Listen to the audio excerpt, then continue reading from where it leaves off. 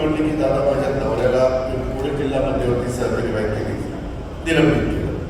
मी माहिती घेतली तर ती माहिती घेतल्यावर असं लक्षात आलं तिच्या नवऱ्याने गेल्या 5-6 महिन्यात रिसिव्हरला फोन लावला देसाईला. काय झालं ते म्हणले दादा त्यांनी फक्त 78 लाख रुपयाचा भ्रष्टाचार केला.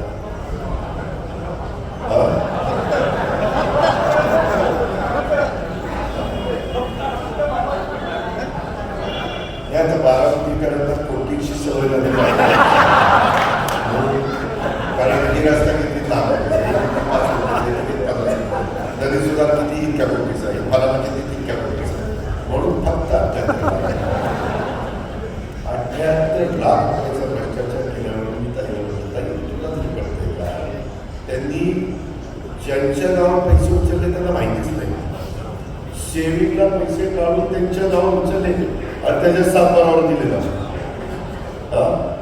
तेच दिलं तेच सांगतोय की त्याला काढणं. आता तुम्ही माझ्या हात जोडून विनंती, मी तो लेखी परीक्षेत पास झाला तर तोंडीला घेईपर्यंत आमचा अधिकार. मी पण माझ्या पुणे जिल्ह्यामध्ये सहकारी बँक मी तिथं डायरेक्ट असताना बऱ्यापैकी मुलं मुली लावली. बारामती बँकेमध्ये पण आम्ही लावलो. बारामती बँकेमध्ये देखील आता नगराध्यक्षपद सचिनला मिळालेले असल्यावर तिथली जागा मी त्याला चेअरमनची मोकळी करायला सांगितली तर मी दुसऱ्याला संधी देणार आहे. काय बरोबर पद्धतीनं, कारण काय थोडंसं सत्तेचं केंद्रीकरण करण्याच्या करता वेगवेगळ्या सगळ्यांनी बारामती नगरपालिकेचं काम एवढं आहे, तो लागलाय कामाला सकाळपासून तो लोकल, पण खूप काम, जेवढं काम करेल तेवढं कमी आणि ते जेवढं काम करतील तेवढा माझ्यामध्ये उत्साह आहे.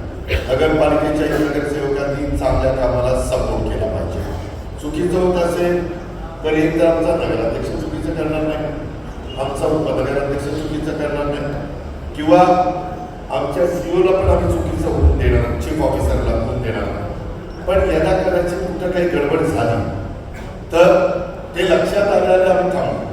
त्याच्यामुळं आपल्याला दोन्ही शहरं कचरा नसलेली शहरं करायची, झाडलोट रोजची रोज होणारी शहरं, तिथं नियोजनबद्ध पद्धतीनं डेव्हलप होत असलेली शहरं.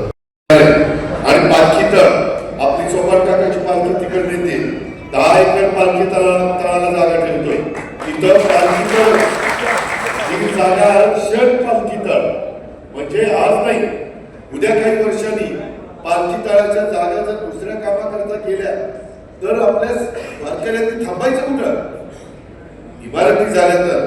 आणि म्हणून जे सांगितलं त्याची 50 वर्ष डोळ्यासमोर ठेवून हा प्लॅन केलेलं माझं स्वप्न आहे, माझी इच्छा आहे.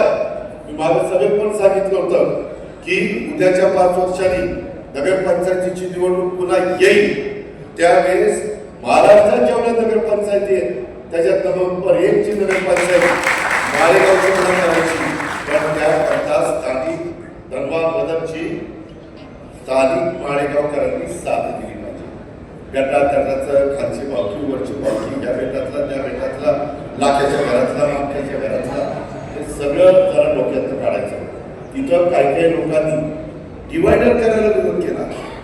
अहो तुम्ही बघा ना, अजित पवारच्या स्वतःच्या घरी सहयोगला ह्याच्यातले अनेक लोक जाहीर करतात. मी माझ्या इथला डिवायडर बंद केला की नाही. आज बिगोड रोड कसा झाला, ठराविक ठिकाणी डिवायडर करू ना, पण सगळीकडे डिवायडर करायचं म्हटलं तर नाही जमणार, ऍक्सिडेंट होते. सगळीकडे आपल्या जागा मोकळ्या जागा, इकडं माझी वस्ती डिवायडर, इकडं माझी वस्ती डिवायडरच्या तिथं जागा ठेवा असं नाही.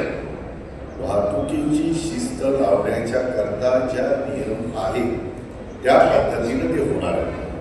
विद्यार्थ्यांनी रात्री आईला भेटायला गेलो होतो, काल संक्रांत होती. मी काल जरी संक्रांत झालेली असली तरी आपल्या तमाम माझ्या लाडक्या बहिणींना, माझ्या भावांना, माझ्या बांधवांना मकर संक्रांतीच्या खूप खूप हार्दिक शुभेच्छा. गोड बोला, तुम्ही गोड बोला, मी माझ्यासाठी कारण मी गोड बोलायला म्हणजे तुम्हाला परिणाम झाला काय, त्याला बिघडले काहीतरी आज बिघडलेली नसते किंवा काम तरी होणार नाही.